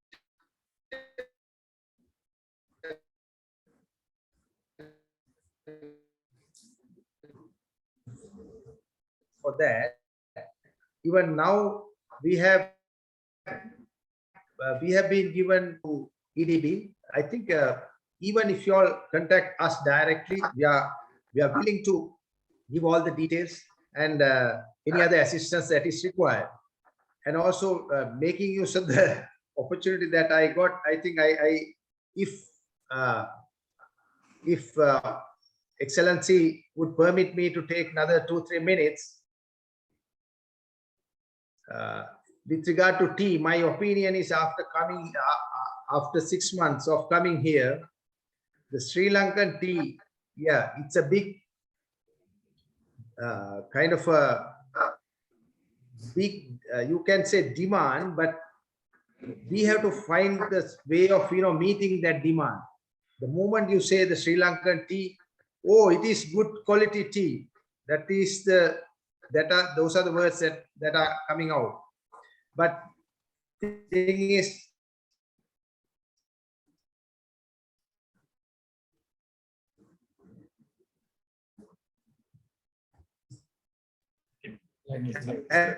as His Excellency can't color and stain, but when it comes to our tea, I think that is why it is not. It has not come here in a way.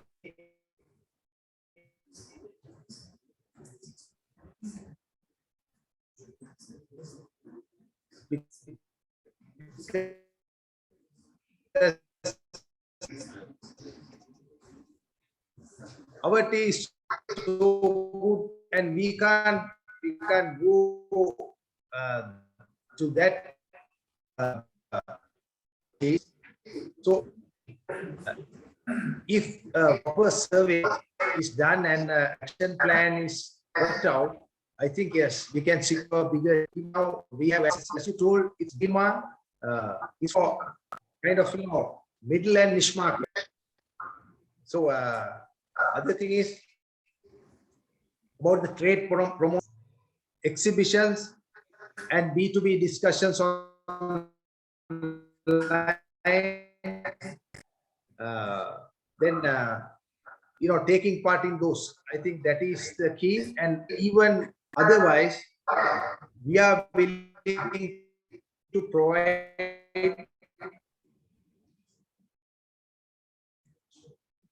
the information of alike industry dealing those tax can be done with done by your side from Sri Lanka and the probable resource companies from here, or companies or the buyers. Then free trade agreement, yes, it's a good thing. A lot of countries have benefited by doing that, and we are in the process of doing it, which we have started in 2016. But still, I must let all of you know that if you take the 100 the mostly imported 100 items to Malaysia, there are only few which are being taxed. All the others are being taken into the country with zero tax, especially not except tea. Tea, there is a taxation of 5% since Malaysia also produces or manufacture tea. But otherwise, a lot of items are tax free, so we can make use of. You can make use of that facility. Then yes, religious tourism, and also you mentioned about Buddhist. There are ardent Buddhists, mainly Chinese, here in Malaysia, who are willing to and who are most looking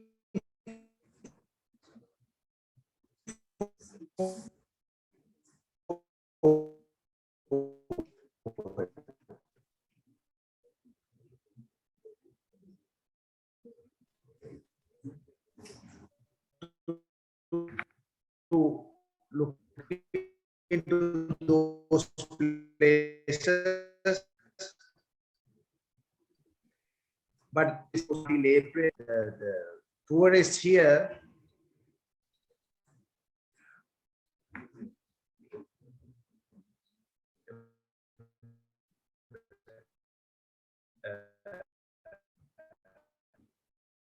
Your Excellency, I think the line is breaking.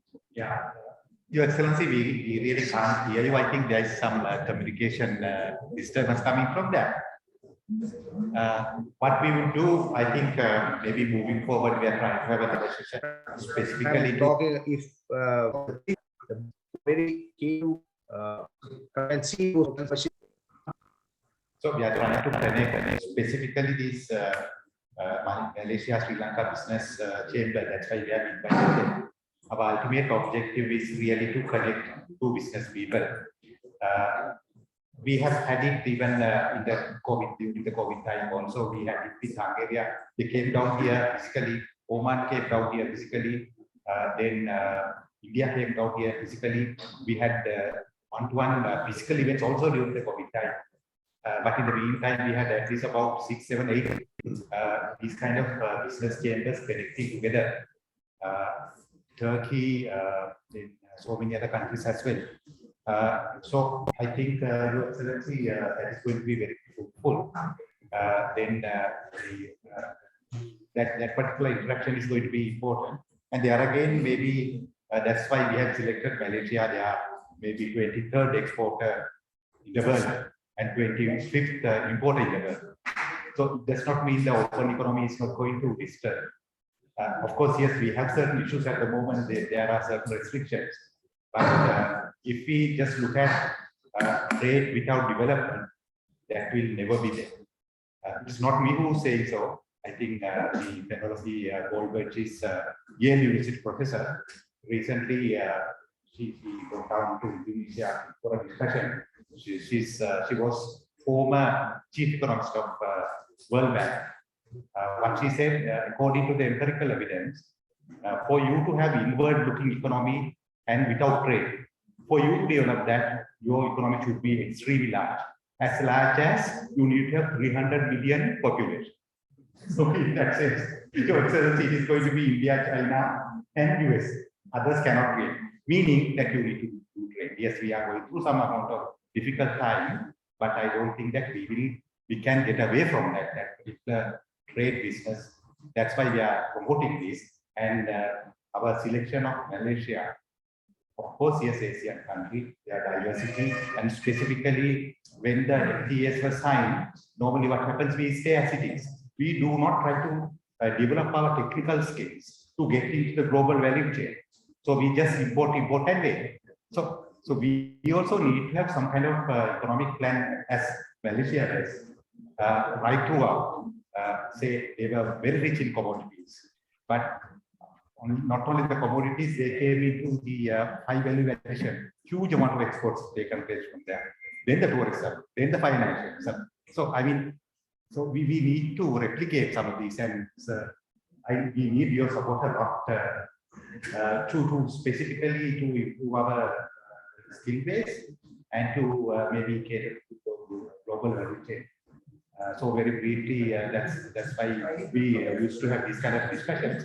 And definitely we are trying to have a discussion with the support of Malaysia Sri Lanka Business Chamber. Thank you very much, the President and the Vice President connecting. And we need the support of Your Excellency from the Malaysia also for us to do this. Specifically, the most of the embassies, without that support, we can't really connect to countries together. So very briefly, that's what we are trying to do moving forward. Thus far, what we have been doing has been very successful. So we feel even if we have all these difficulties, these conversations and the collaborations we need to go with.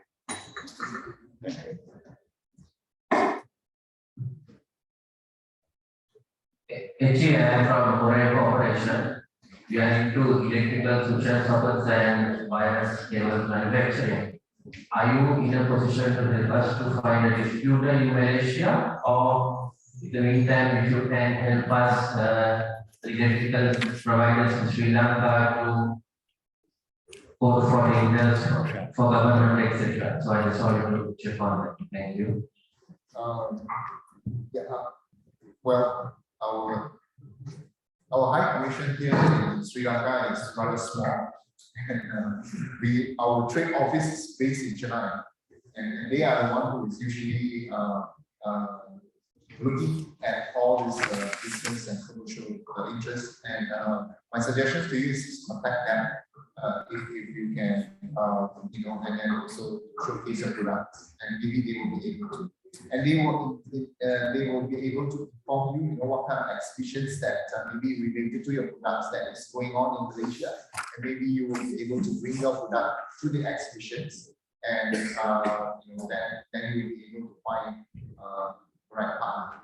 And just also to answer the questions of just now the gentleman you were saying about your porcelain. I think Malaysian generally very interested in buying porcelain product, especially for gifts as a wedding gifts and things like that.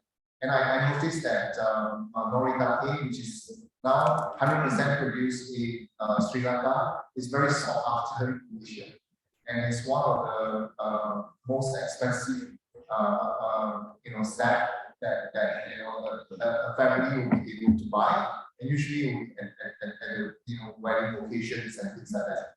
But I think huge potential for your porcelain in Malaysia, because there is a tradition of giving the newlywed a set of good porcelain and as a gift.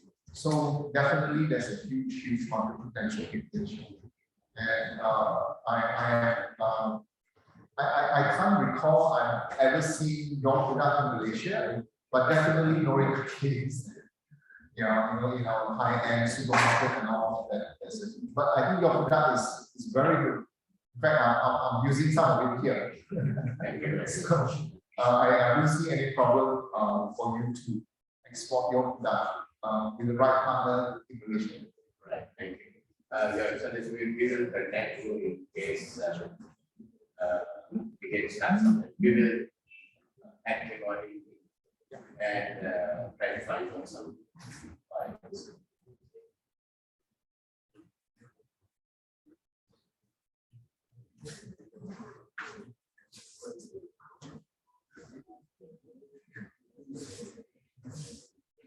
This may or may not be a stupid question. You mentioned free trade agreements with Sri Lanka. Now, you did not mention, in terms of dollars, how much these agreements are valued at. Could you know that, please?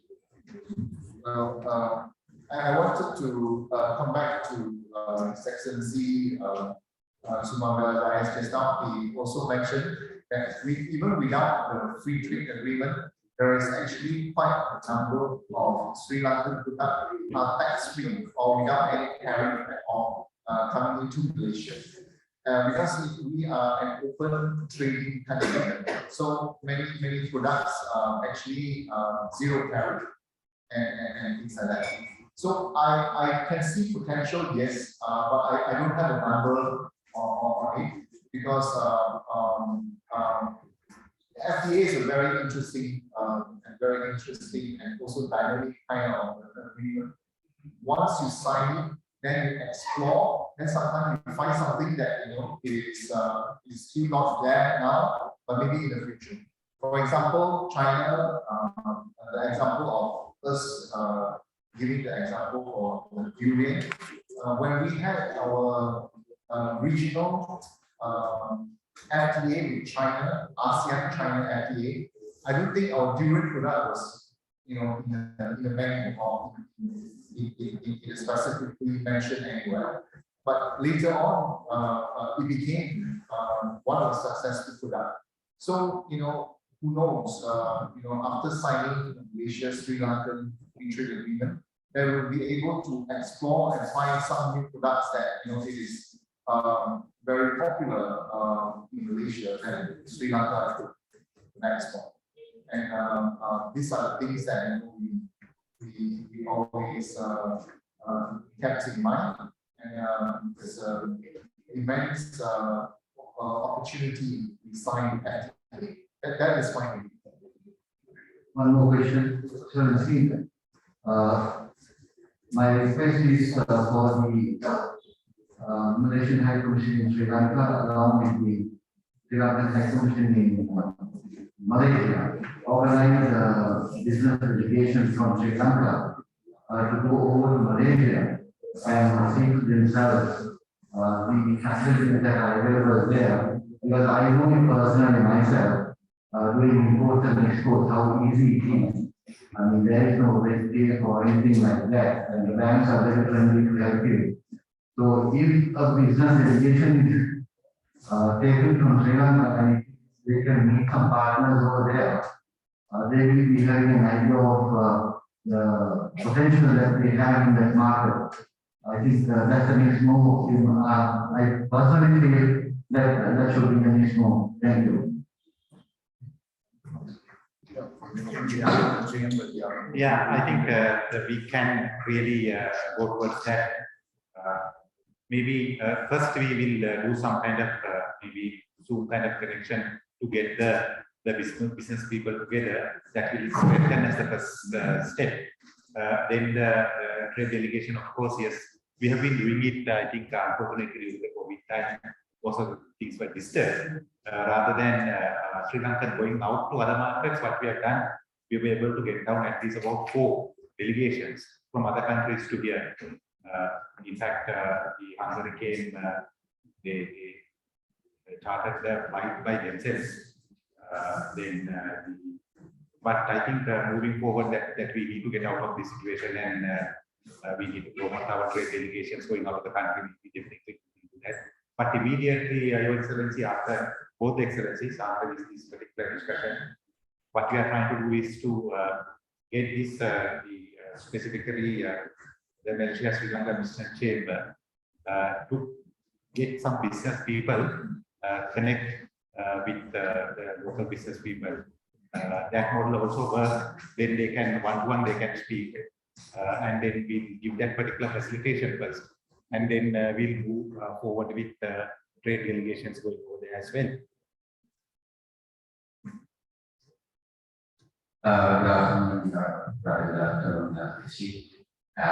Thanks for visiting us, and also we must thank the Chamber of Gentlemen for organizing this very events. I'm representing the Alliance Project Sri Lanka, Colombo Port City Development Project as the one of the directors. Raising this question to you, understanding the global perspective and the latest market in the region, understanding various market as well as investments, what opportunities will be having with Malaysia, and can we start dialogues with the developers and investors in Malaysia to boost? That's my first question. And the second question being, understand the flow of global investments and cash flows.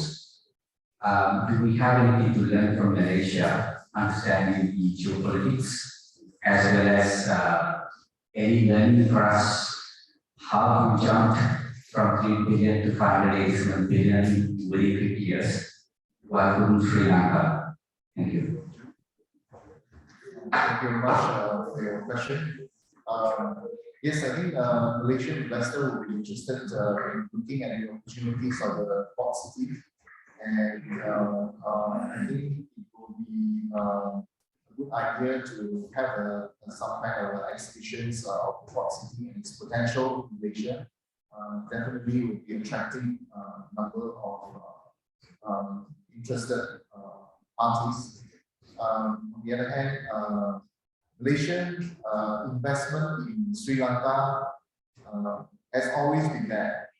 In fact, Dialogue Axiata came to Sri Lanka in 1995, and until today, they have accumulatively invested in Sri Lanka $3 billion US.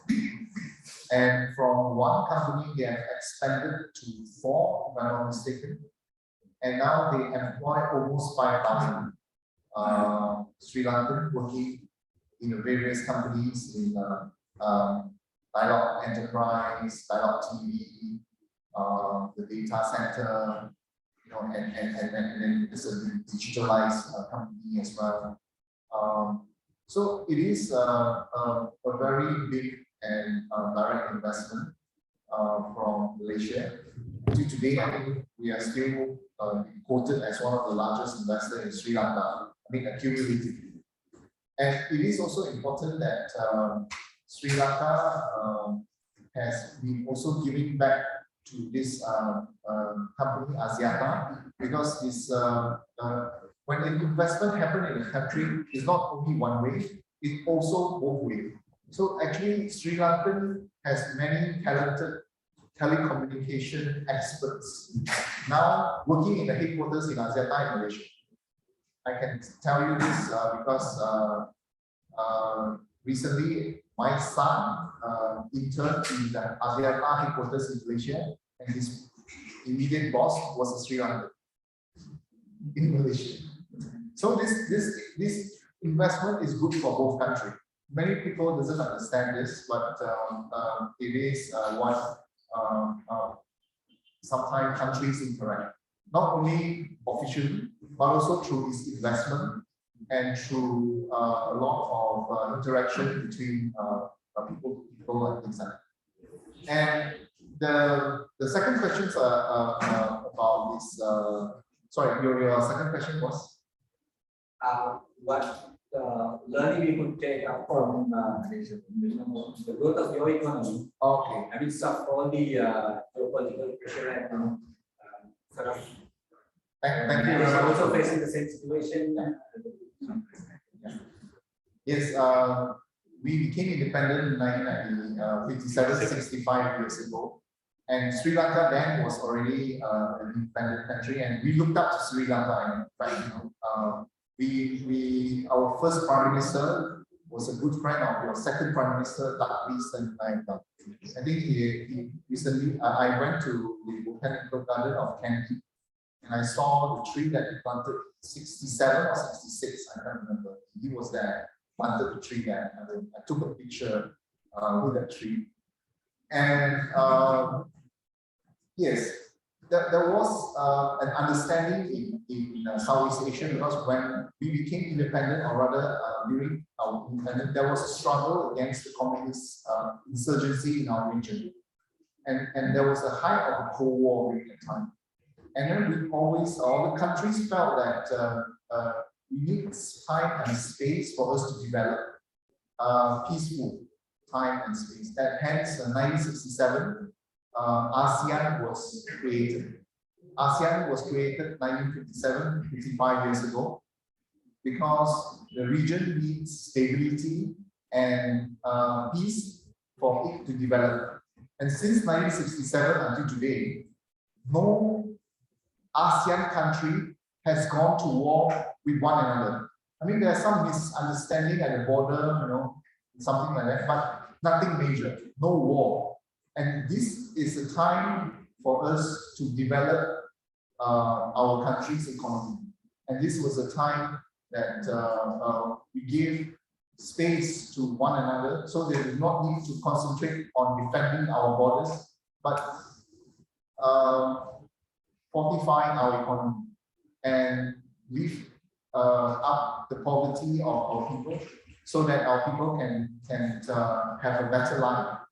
And that was one of the reasons why Malaysia embarked on the trading nations, because throughout history we are a trading country. In the 15th century Malacca Sultanate, we were the major trading hub for Southeast Asia between the Middle East and East Asia.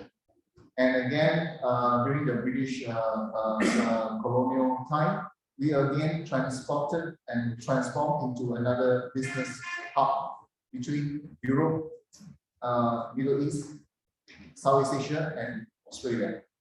These are the things that make us realize that trading was the only way for us to develop. And that was one of the reasons why we never look back, and we always encourage trade throughout our history since our independence. And we are also kind of lucky in the sense that we had a very enthusiastic foreign direct investment who came to our country and to invest making chips, which at that time was pretty far-fetched and actually pretty advanced. Until today also is very advanced. And we were incorporated into the global supply chain. And that was one of the reasons why Malaysia is very much in the global supply chain of this chip making situation. The questions that you are asking is regarding financial crisis. Yes, Malaysia and other Southeast Asian countries went to a financial crisis 1997-98. Malaysia was the only country that didn't go to the IMF, but because we had a different set of matters, and our condition was not that critical. We do not have a very big external debt, but we still need to reform our financial sector.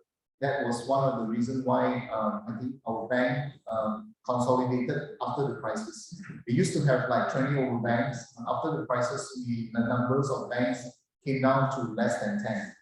And now we are even talking about even lesser the number of banks, because we would like to consolidate them so that they will be able to be more resilient.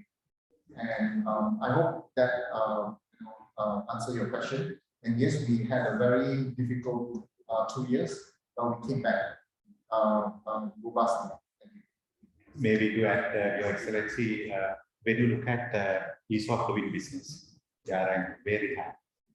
So you really need to get the direct investment. You need that particular changes in the ease of doing business. Then the global innovative index, they are very high up over there. Maybe within first 30. Maybe more than that even. So there are, then other thing is maybe when we look at the technical education, throughout the world we are trying to get into universities and get some the education where finally when you go out of the university you can't find a job. That's why we are trying to maybe inculcate that particular idea of technical education also. Even maybe Finland, more than the people getting to university, there is huge demand for students to get into technical colleges. That's why they can get employed. So what we really need is those kind of support and those kind of collaborations with Malaysia as well. For us to get into maybe global value chain, we need to have these particular discussions as well as, sorry, I can't remember the name, like the people who do business in Malaysia. Those are extremely important. Now, maybe if I'm not mistaken, even group CEO is also Sri Lanka. So then those technical transfers also help a lot. So it's not only just open up the trade, but our skill set also need to be developed and then our business environment as well as ease of living, business and the transparency. They are again getting away with corruption. IMF also talked about it. So unless otherwise we don't have all those, I don't think that we are going to develop. So simple as such. I mean, ease of doing business. If it is not going to be there, then nobody is going to come here for investment. So those are the maybe learnings that we need to get from Malaysia, and those are the collaborations what we really need to connecting to now. As far as even USA is concerned, maybe even though there is no free trade agreement with USA, if you want to speak to IBM, the most of the people, the agents are sitting in Malaysia. If you want to speak to Oracle, even I had to visit to Malaysia to for a discussion, maybe 2 years ago, with Oracle, not to USA, but we went to Malaysia. So still, even though FTA or whatever other disturbances are, still business with USA as well. So we need that kind of openness as well as that kind of confidence building. I think that's the most important.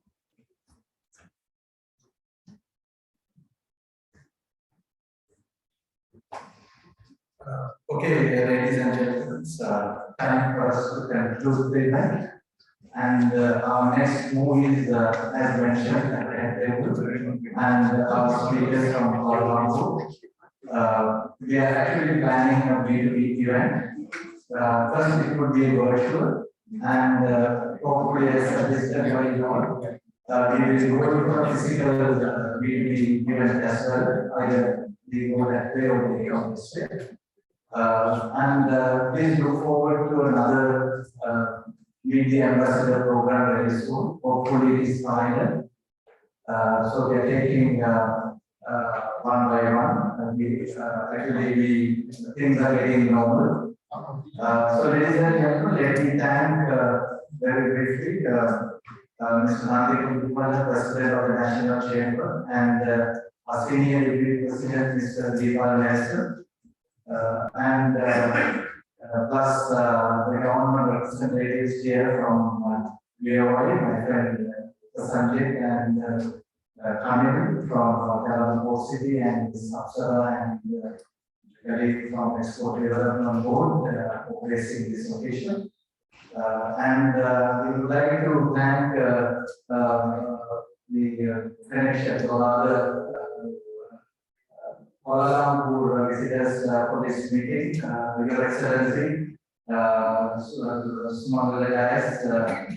High Commissioner in Malaysia. Thank you, sir, joining us for this valuable occasion.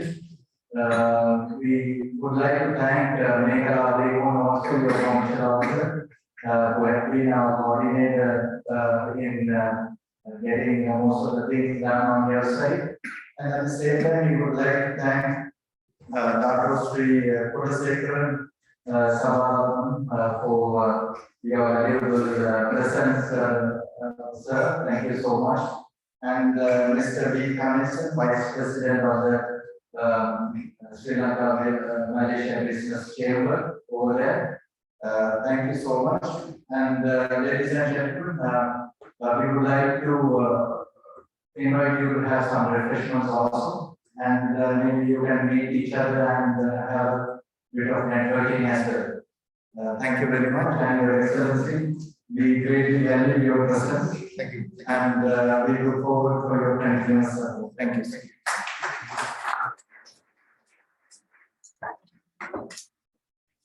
Thank you. Thank you. It's very, very good to see you. Very enthusiastic bunch. Thank you very much.